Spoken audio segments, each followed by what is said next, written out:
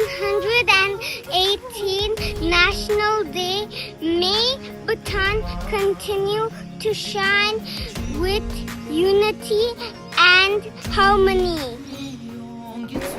A happy 118th National Day to our fellow Bhutanese. We stand here sharing our dedication to our Taosum.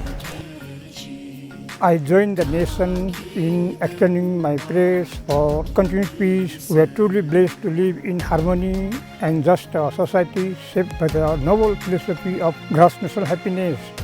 Symbolizing the continuity of monarchy in Bhutan, and it has a very deep cultural and historical significance on our country. Now this day is celebrated with various ceremonies, public celebrations, religious rituals and traditional performances reflecting on the country's rich heritage and the king's dedication along with his commitment to his people as well as the country. Furthermore, it also underscores Bhutan's unique blend of tradition and modernity, emphasizing on national unity and the monarchy's role in guiding the country. Now, words could never be enough to express the gratitude we, the Mutang family, have for our monarchs. Thank you.